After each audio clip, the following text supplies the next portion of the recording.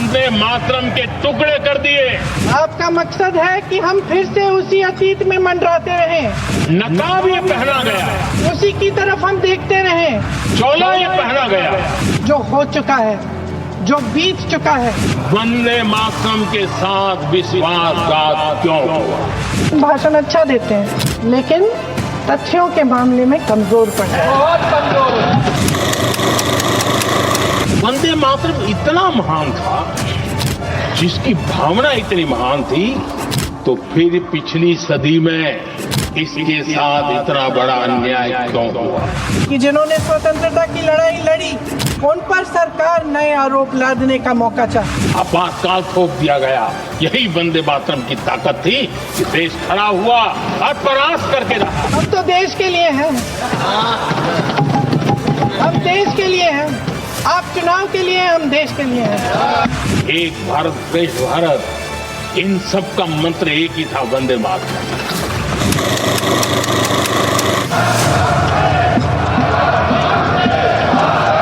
ये आगाज है प्रधानमंत्री मोदी बनाम नेहरू गांधी परिवार के तीसरे सदस्य प्रियंका गांधी के बीच संसद में सियासी वार पलटवार का।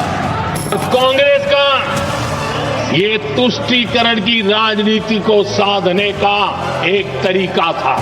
बंगाल का चुनाव आ रहा है, हमारे प्रधानमंत्री अपनी भूमिका निभाना चाहते हैं उसमें, जिसकी शुरुआत काफी पहले प्रधानमंत्री मोदी वर्सेस सोनिया और राहुल गांधी के रूप में हो चुकी है। जो जमीन से ऊपर उठकर आते हैं, उनको कांग्रेस का शाही परिवार बिल्कुल पसंद नहीं करता। ऐसा माहौल प्रधानमंत्री नरेंद्र मोदी और भाजपा की नीयत की वजह से है। उनका ध्यान किसी भी कीमत पर सिर्फ सत्ता हासिल करना।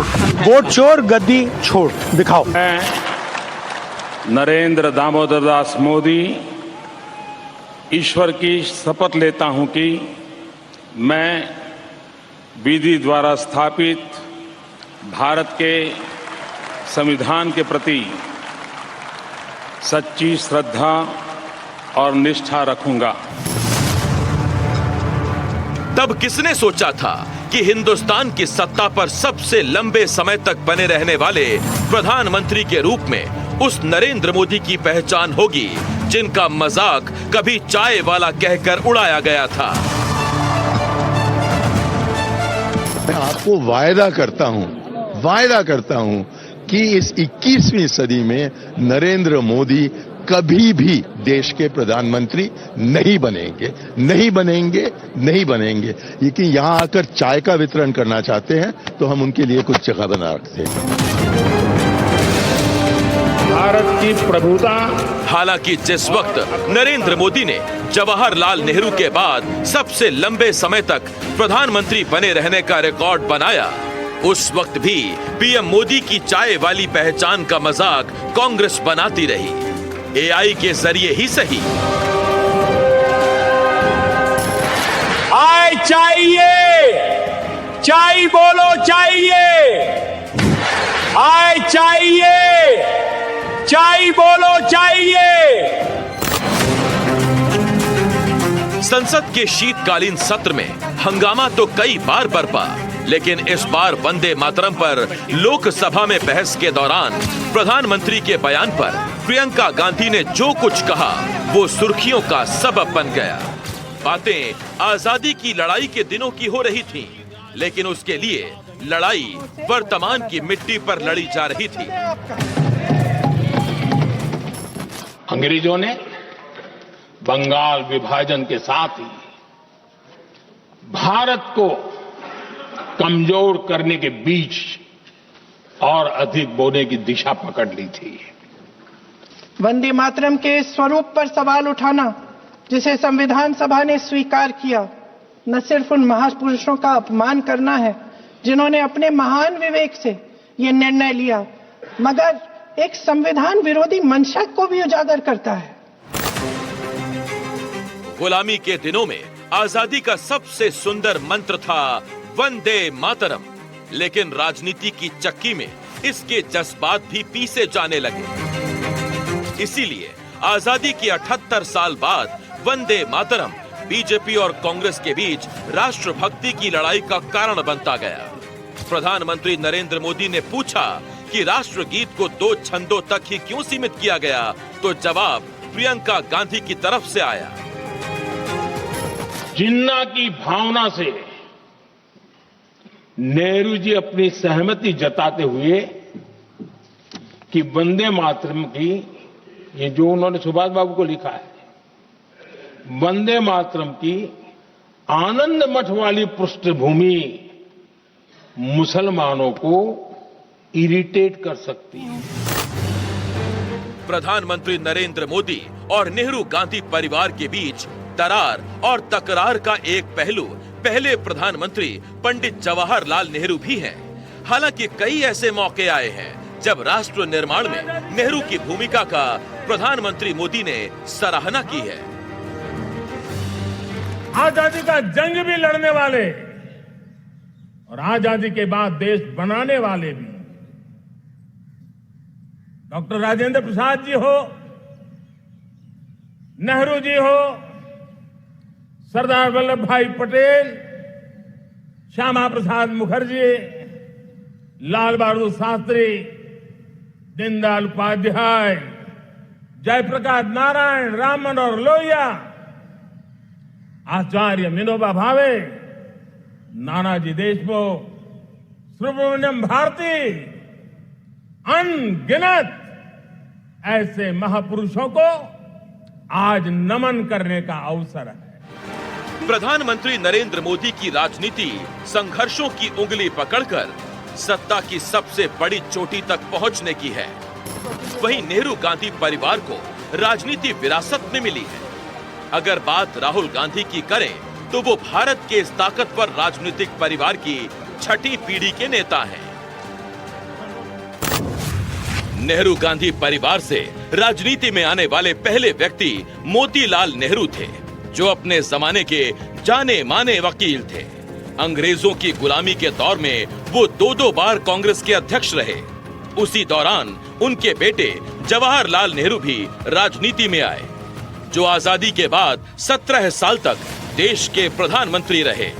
जवाहरलाल नेहरू के प्रधानमंत्री रहते ही उनकी बेटी इंदिरा गांधी कांग्रेस की अध्यक्ष बन गई थी और 1966 में देश की प्रधानमंत्री बनी।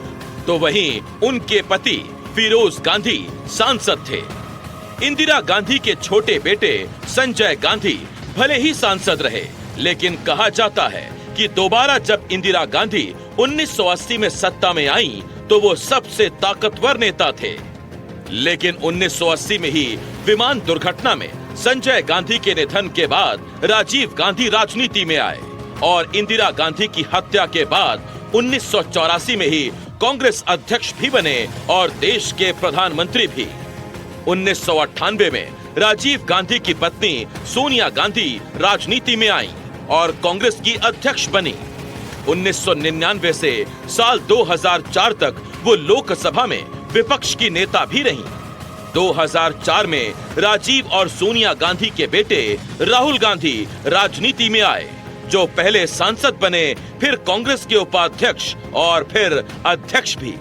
2024 में वो विपक्ष के नेता बने।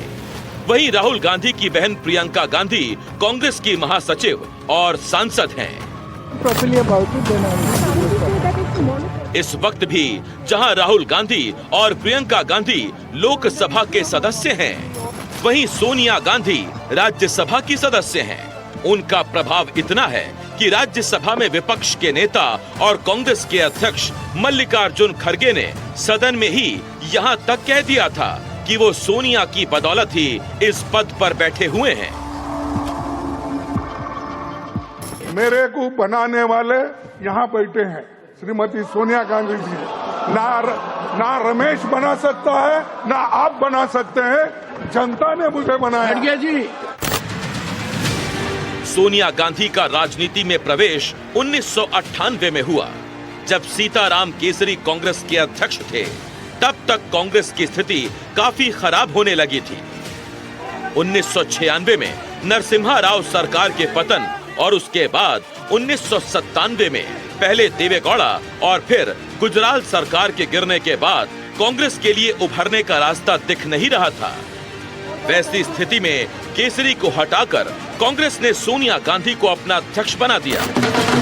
दूसरी तरफ 1996 में सबसे बड़ी पार्टी बनकर उभरी बीजेपी के सितारे अटल बिहारी वाजपेयी के नेतृत्व में बुलंद हो रहे थे और उन्हीं दिनों बीजेपी के अंदर नरेंद्र मोदी की ताकत भी बढ़ने लगी थी जब उन्हें संगठन महामंत्री बनाया गया। लेकिन जल्द ही मोदी की किस्मत चमकी जब उन्हें 7 अक्टूबर 2001 को गुजरात का मुख्यमंत्री बनाया गया।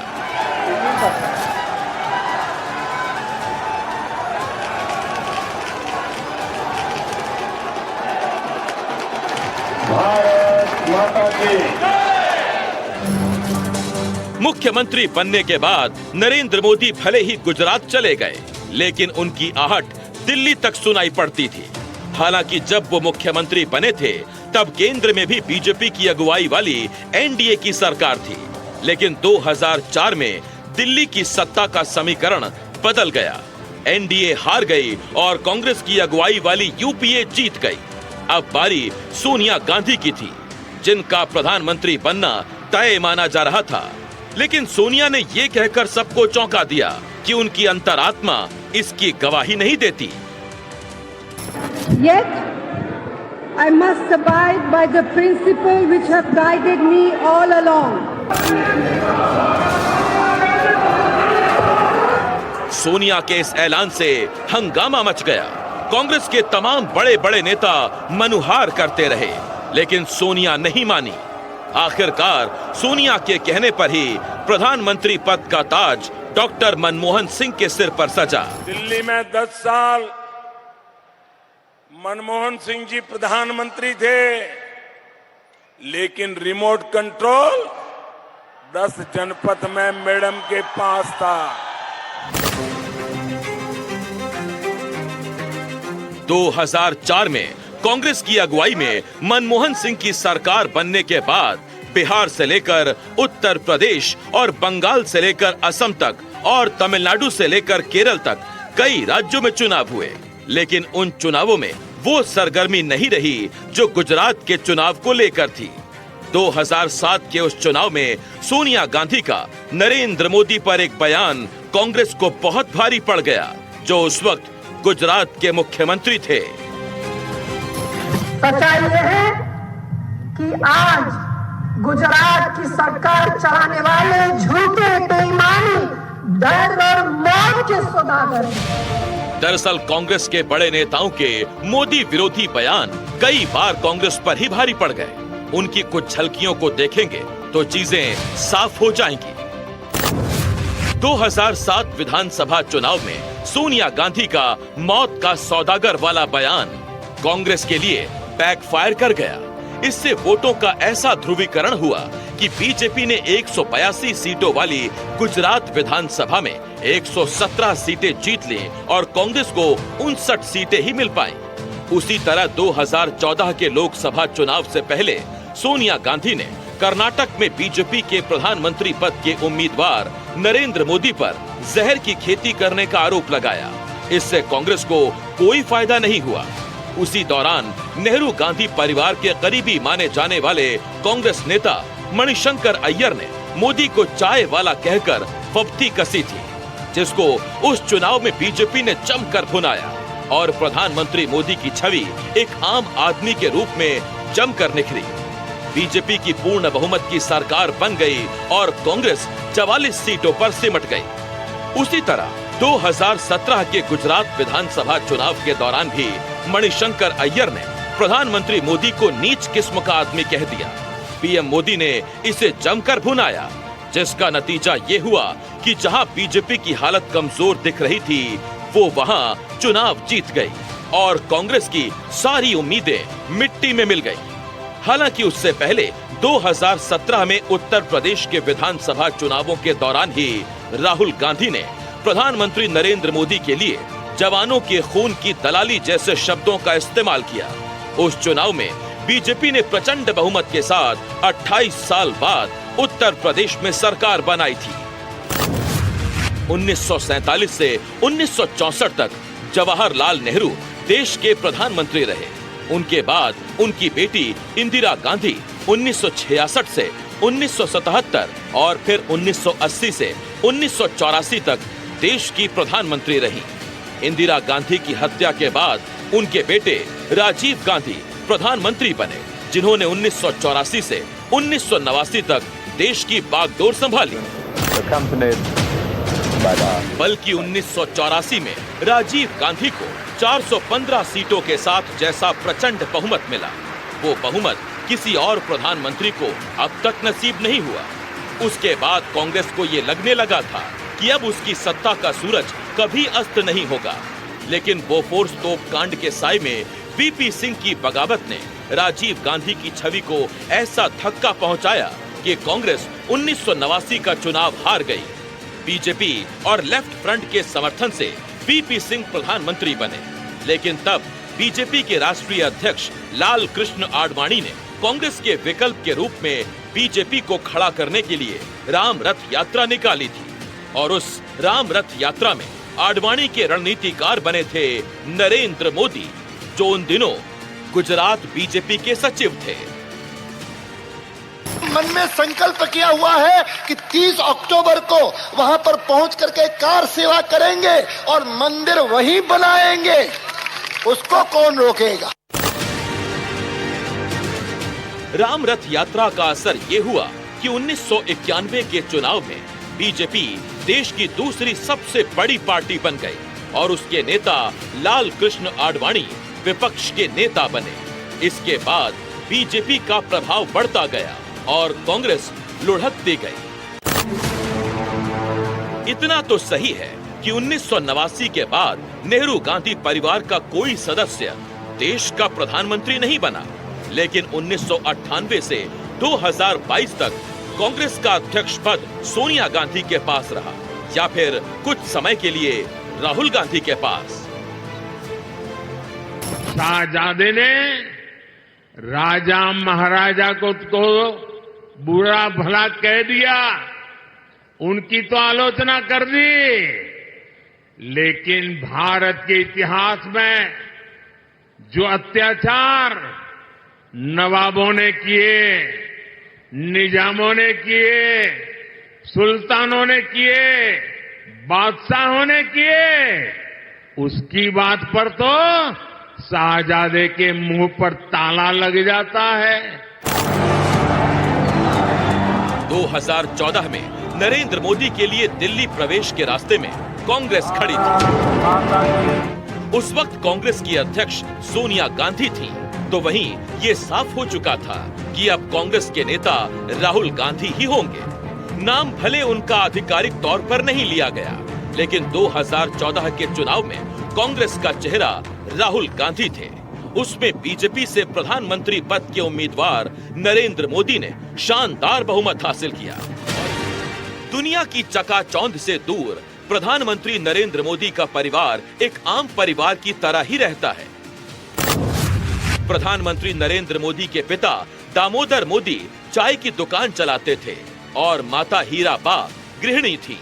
उनके 5 बेटों में सबसे बड़े सोमभाई मोदी, दूसरे अमृत मोदी, तीसरे नरेंद्र मोदी, चौथे पंकज मोदी, 5वें प्रहलाद मोदी और एक बेटी वासंती बेन है।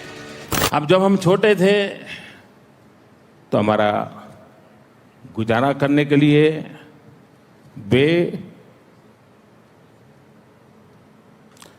अड़ोस पड़ोस के घरों में बर्तन साफ करना, पानी भरना,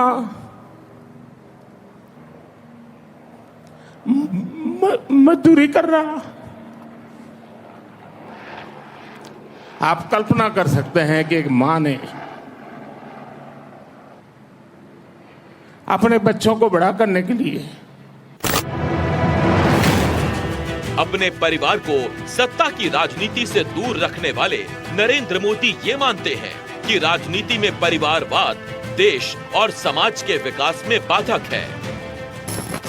कांग्रेस और उसके साथियों के पास नीचे से ऊपर तक सिर्फ वंशवाद है, वंशवाद। प्रधानमंत्री नरेंद्र मोदी के निशाने पर नेहरू गांधी परिवार का वंशवाद रहता है तो भ्रष्टाचार के आरोप भी।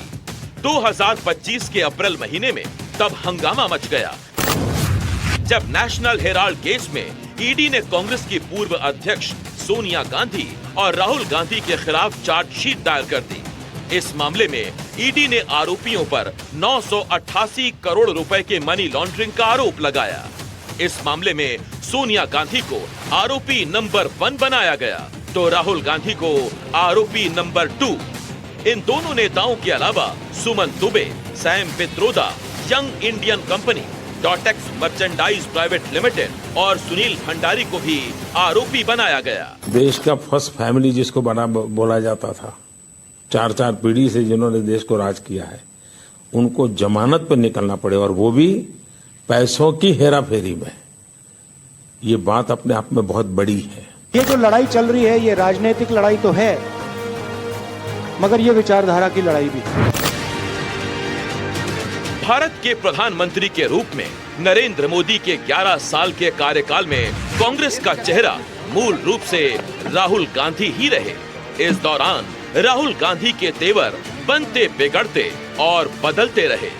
जुलाई 2018 में टीडीपी ने मोदी सरकार के खिलाफ अविश्वास प्रस्ताव लाया, जिसमें राहुल गांधी ने मोदी सरकार के खिलाफ लंबा भाषण दिया। उसमें राहुल ने प्रधानमंत्री मोदी और उनकी सरकार पर संगीन आरोपों की झड़ी लगा दी। पूरे देश ने अभी देखा है, मैंने प्रधानमंत्री के बारे में साफ साफ बोला है और प्रधानमंत्री अपनी आंख मेरे आंख में नहीं डाल सकते। आपके अंदर मेरे लिए नफरत है, आपके अंदर मेरे लिए गुस्सा है, आपके लिए मैं पप्पू हूँ, आपके लिए मैं अलग अलग गाली दे सकते हो, मगर मेरे अंदर आपके खिलाफ इतना सा भी गुस्सा, इतना सा भी क्रोध, इतनी सी भी नफरत नहीं है।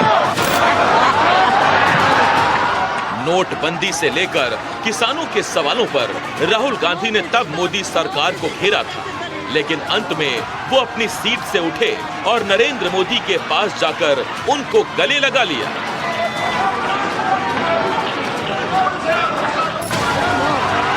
राहुल गांधी के इस व्यवहार को प्रधानमंत्री मोदी ने अपने अंदाज में हंसी में उड़ा दिया।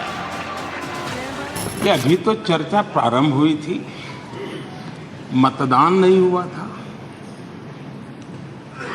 जय पराजय का फैसला नहीं हुआ था, फिर भी जिनको यहां पहुंचने की उत्साह है, उठो उठो उठो।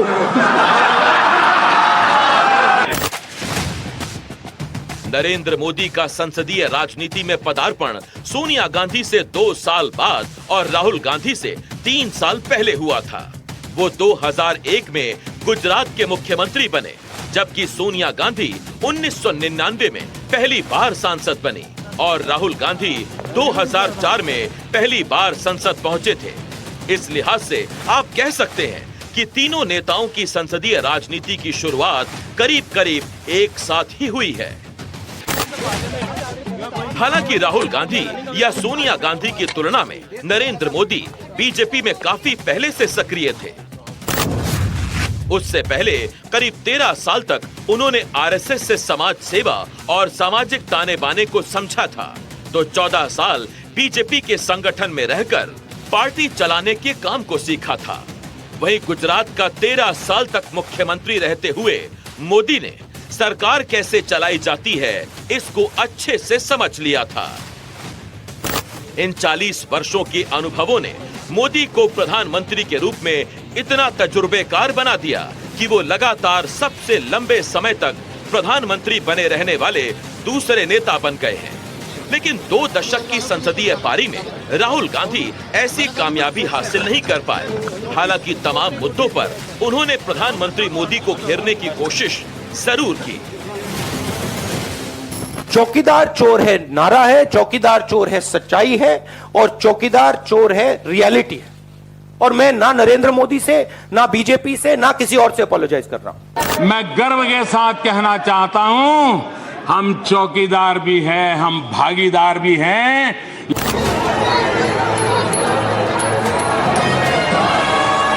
चाहे प्रधानमंत्री मोदी हो या विपक्ष के नेता राहुल गांधी, दोनों का जोर लोकतंत्र पर होता है।